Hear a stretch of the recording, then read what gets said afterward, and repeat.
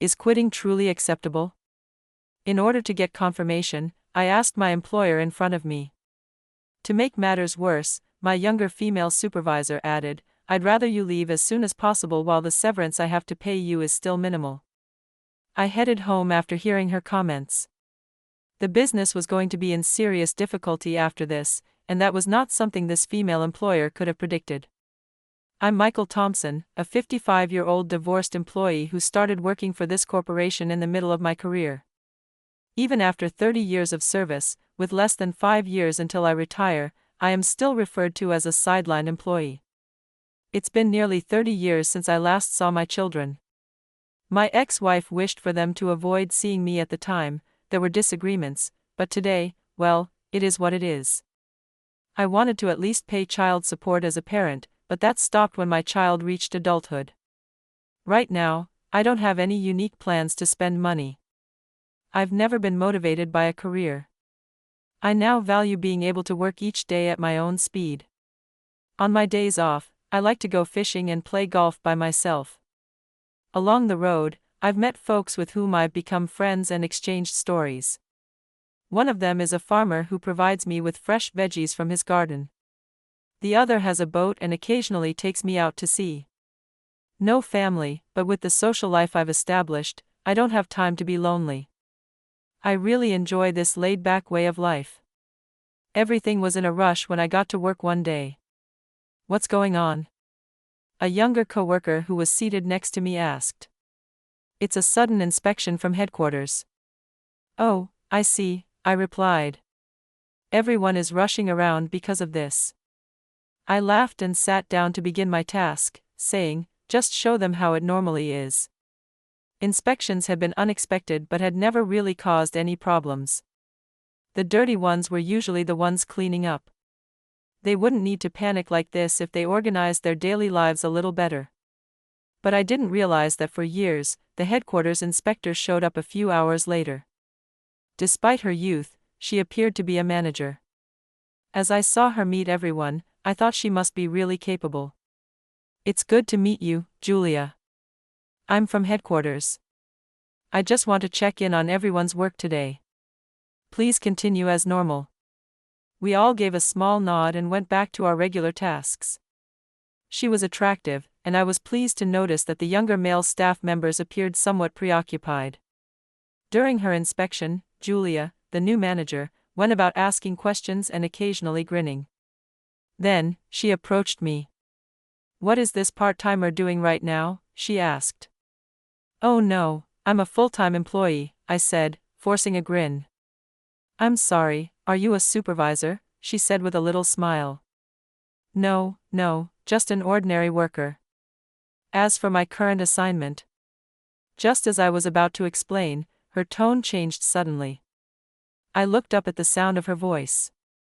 "A regular employee at your age?" Her words were sharp and she seemed angry, making me feel uneasy. "Oh yeah, I'm just not much into climbing the corporate ladder," I stammered in response. She burst into laughter. "Or is it just because you can't do the job? Incompetent and outdated. You're fired as of today. Don't bother coming back tomorrow." She spat out those words at me. Not just me, but the surrounding employees were also shocked. We can't afford to pay people who aren't contributing. It's necessary for cost cutting. There are plenty who can replace you." It finally hit me that I was being insulted, and I clenched my fists in anger. She was undoubtedly talented, but that was no excuse to belittle others. In anger, I stood up and said to her, "Is it really okay for me to leave then?" I asked Julia in front of me for confirmation. "I'd actually prefer you to leave now. To save on the severance pay, the sooner the better," she said with a satisfied smirk, further insulting me. I no longer felt like working. I was told to leave after all, it wouldn't count as an absence. So, I grabbed my bag and left the company. As I left the department, everyone tried to stop me, but nobody could say anything in front of Julia. Even though my direct boss outranked her, nobody defies headquarters staff in this company. Without a word from my boss, I went home alone. The next day was Saturday, and the company was originally closed. Thinking about what to do from Monday, I decided not to waste the holiday and went fishing instead. I take my time and think while doing something I love. Fishing is the perfect hobby for that. I headed out early in the morning to my favorite fishing spot. Despite my mood, the sea was calm today, promising a good catch for some fine fish marinade and drinks later tonight. With that thought, I cast my line. "Hey, I was wondering if you'd be here today," someone called out to me. "Andrew." It was my fishing buddy, Andrew. We met here. He's a decade older than me but has always been a great friend, taking care of me and listening to my life stories. "Any luck with the fish today?" he asked. "The sea's calm. I thought it would be a good haul, but it's not going as expected," I replied, opening my tackle box and showing just one fish.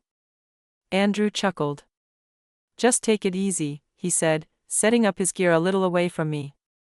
Clouds drifted slowly, the same fishing scene as always, yet my mood was unusually somber. Probably because of yesterday's events. "What's wrong? You look down today," Andrew chuckled. I chuckled at his words. "Andrew, I owe you an apology." "What for?" he asked. I began to speak in bits and pieces. "Actually, there was an inspection from headquarters last Friday. I met a manager there for the first time, and she seemed to take an instant dislike to me," I said, laughing awkwardly to hide my embarrassment. "She told me I didn't need to come back. I was so angry that I just left. I might end up getting fired. After all the talks we've had and the encouragement you've given me, I'm sorry." "You don't have to apologize to me," Andrew said, then fell silent, staring at the bobber in the sea, occasionally sighing deeply, as if deep in thought. I'd rather live a laid-back life than climb the corporate ladder, but it seems that the ambitious youth can't stand that attitude. Relationships are harder than work, aren't they? As I said this thoughtfully, Andrew spoke. "Well, I can understand the manager's point of view to some extent, but it's wrong to talk about firing so freely. A boss should understand the feelings and situations of their subordinates. That manager lacks that understanding. People who climb to the top with just their brains and grades often get it wrong." I thought, just as expected of Andrew, he said that and got angry. Even caring about me, talking to him made me feel much better. It's amazing how talking to someone can make such a difference. I thanked Andrew and managed to switch gears. After that, as if by magic, I started catching fish. Perhaps the fish didn't want to come near me when I was emitting a gloomy aura. I headed home with a much heavier cooler, thinking this to myself. 2 days later, despite it being Monday, I was at home. Even though I had been practically kicked out, I was debating whether to go. Andrew, whom I had met on Saturday, gave me some advice. "The company is all about the people. Don't offer yourself to the company. Just take a break until they come to you, apologizing. You've always worked hard, right? You must have a lot of vacation days saved up." Indeed, I had never used any, so I should have a few days' worth. Maybe it's a good time for a trip. As I pondered this, enjoying a leisurely morning for the first time in years, I decided to make some coffee and have a late breakfast. Then, my phone rang. It was the ringtone for a call. The screen showed the name of my department at the company. What could it be? I had already told my boss I would be using my paid time off. "Hello," I said. Right after I answered, I heard my boss's frantic voice. "Michael, come to the office right now." "Why?" I responded. "I've already told you I'm using my paid time off." But my boss persisted. "Just come, please. There's a big mess. Our BAS client said they'll cancel all their contracts if you're fired. We need to go and plead to keep the contract going." I snorted. Why should I be the one to apologize? You saw what happened the other day, right? Julia told me I was fired and to go home. If she doesn't admit her fault and apologize before my vacation is up, I'll have nothing to do with the company anymore. So I don't care about the future contracts, I said, sipping my coffee. Don't say that. I know how hard you've worked. That should be enough, my boss said. I appreciate your words, but no. No matter if Julia is a higher-up and I'm just a rank-and-file employee, it doesn't give her the right to be rude. You understand, right? I hung up the phone after saying that. I had somewhat anticipated this might happen, but for Julia, it must have been a bolt from the blue. I might have caused trouble for everyone at the branch, but the words Andrew said, "Don't offer yourself to the company," stuck with me. That evening, my cell phone rang with a call from headquarters. Probably her, Julia, on the other end. I might be insulted again. Thinking this, I cleared my throat and answered. Hello. Hello, this is Julia from headquarters. Is this Michael's cell? She asked. Yes, what do you want? I replied coldly. She lowered her voice. I'm truly sorry for the rude things I said the other day. I was hoping you would allow me the opportunity to apologize, so I called. She didn't sound as confident and assertive as before. Probably, her behavior towards me during the inspection got out to headquarters, and she must have been reprimanded. Okay, I figured listening to what she had to say couldn't hurt. She asked to meet at a restaurant. One of our company's clients preferred if I could come that night, saying she wanted to apologize as soon as possible.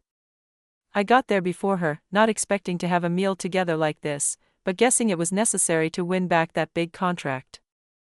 I could sense the company's desperation. Sorry for being late, Julia said as she entered the room. We sat down across from each other. I'm sorry for calling you up today. She looked like she might cry at any moment. She seemed fragile. Feeling a bit sorry for her, I smiled and said, I've already understood your feelings, Julia. I came here to forgive, but I thought your views were too biased. I'm not in a position to preach, but I wanted to hear you out. Encouraged by my words, she began to speak. Actually, I was raised by a single mother who was very strict. Being at a disadvantage as a single parent, she instilled in me that I must not lose to anyone, man or woman, whether it's in spirit or grace. She believed I needed to study hard, join a reputable company, and climb the corporate ladder.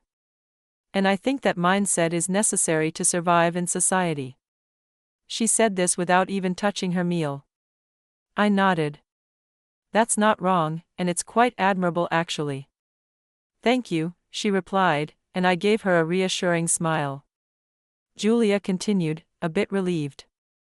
So maybe I've been unknowingly imposing my work so hard attitude on others. That's why someone like me, who hasn't climbed very high, got targeted. I laughed in understanding, and she seemed to shrink in apology. I had no intention of blaming her anymore. She must have been struggling in her own way. I then encouraged her to start eating, noticing she hadn't yet. She seemed apologetic, but I figured she'd be hungry after work. We both began to eat. It had been a while since I shared a meal like this with someone, and I thought about leisurely living. But I was the only one feeling relaxed. She still seemed down. Well, the company doesn't run on bosses alone. You're still young. It's good you've realized this now, I said, trying to cheer her up. Finally, Julia seemed to truly relax. Thank you, she said. After she spoke to me, she started eating her meal. Her mother must have been desperate to make her successful. She seemed to be a well-mannered lady. Then we chatted about trivial things. Not having gone to college myself, I listened to her college stories and asked about headquarters. The awkwardness dissolved, and we enjoyed our meal. During the conversation, she asked me, by the way, why did Andrew, the president of the main contractor, say he would cancel the contract if you weren't there? I laughed. Oh, Andrew is a fishing buddy of mine. We met by chance, got along well, and I talked earnestly about work. That's why he did business with us. Not just because we're good friends, but because he was convinced by my proposals. Her eyes widened in surprise. And you landed such a big contract? She asked. She fell silent, understanding the implication. Despite securing such a big deal, why hadn't I climbed up the ranks? I really had no desire for promotion, I said with a smile, which made her smile back. Well, there's a point person for Andrew's company, but direct requests often come to me. He knows I'm diligent and trusts me as a business partner, so we've maintained a good relationship. That's how it was. You've really been the backbone of the company, she said. I nodded. Don't worry about it anymore. She paused. She's not a bad person after all. Being a manager at her age must have required considerable effort. Julia seemed to feel ashamed for having thought that I contributed nothing to the company just based on appearances and outcomes. If you've learned from this, all you need to do is keep at it, I said. I'm already 55 and nearing retirement. I don't have a family, so I don't plan to climb any higher. But I think your approach isn't wrong. Keep up the good work. I encouraged her again, and she looked up. No family, right? I have nothing particular to protect, so I plan to live my life carefree from here on out, she responded with a kind smile. Perhaps thinking there's a different way to live life after hearing about mine, I decided to continue working hard to ensure the company would be a place where Julia and the others could thrive after my retirement. Then I cut short my leave and returned to work. Everyone in my department was relieved to see me. When they started to badmouth Julia, I told them, we've made peace. I heard her side of the story. We're all colleagues here. Let's stop attacking each other. I was grateful they spoke up for me, but gossip breeds more gossip. Everyone agreed with my words, and we were able to return to our normal work environment and thankfully resume our tasks. A few months later, as I was enjoying my usual pleasant days at work and fishing with Andrew and other friends on weekends, a rumor reached my ears. Julia, the manager, is said to have fudged her performance for a promotion and might face a disciplinary meeting. I was surprised. A disciplinary meeting? That could mean demotion, a pay cut, or, at worst, disciplinary action. I couldn't believe Julia would do such a thing. That day, we talked about many things, including her struggles and hard work. I didn't see any lies in her expression as she talked about her efforts and the challenges in her job. Of course, if the wrongdoing is real, she should be properly punished and reflect on her actions. But if it's a wrongful accusation, it would be too pitiful. If there's even a slight chance of an unjust charge, I wanted to help clear her name. After that incident, I couldn't think of her as a stranger. Of course, the HR department must have already investigated what I was looking into, but still, I reviewed the documents she created and the transaction records I heard about. Among them were documents from a company where one of my golf buddies serves as a director or executive. I contacted various people and was informed that there was no fraud in her transactions. In fact, everyone unanimously said Julia really worked hard. So I conveyed this to HR. The HR director is my peer, though we call each other peers. I was hired mid-career, so he's actually younger than me, but we go way back. If Michael says so, it must be right, he trusted my word. Later, it turned out that the rumor was spread by one of her envious subordinates who was older than her. It's astonishing how low-level people exist everywhere. They ended up getting suspended a few days later. Julia returned to our department. Michael, can I have a word? She called me out, and I followed her into a separate room, feeling a bit nervous. She said, "Thank you for what you did the other day. I heard from the HR director that you cleared my name. I appreciate it." She expressed her appreciation deeply. I said it was nothing. I couldn't believe you would do something like that. I just happened to have a little chat because the director is an old acquaintance, I said, laughing but feeling my heart pounding. Still, I had to say it. Can I ask you something? I said to Julia, who looked at me curiously. I've been looking into your documents, and it was the first time I learned your name. I looked down, too nervous to face her. Hello, my name. It's Julia Williams, she said. I gathered my courage and spoke my mind. Actually, my ex-wife's maiden name was Williams, and I have a daughter named Julia whom I haven't seen since she was 2. Julia froze for a moment, then exclaimed in shock.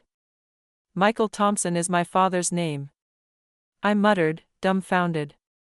Naturally, tears involuntarily fell from my eyes upon hearing my words. Julia cried out like a child and clung to me tightly.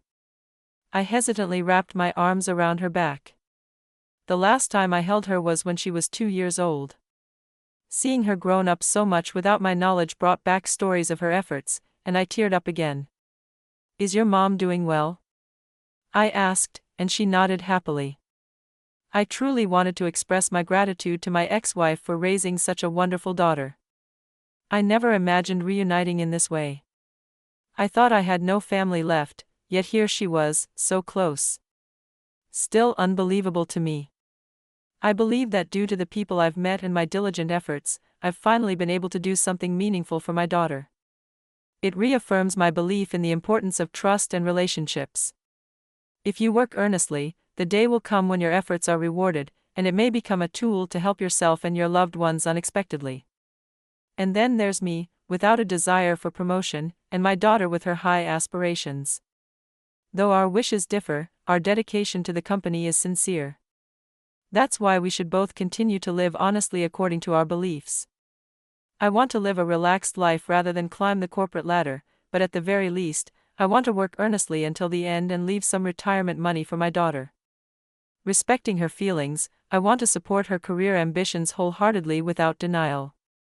This way, I'm sure both my daughter and I will find happiness.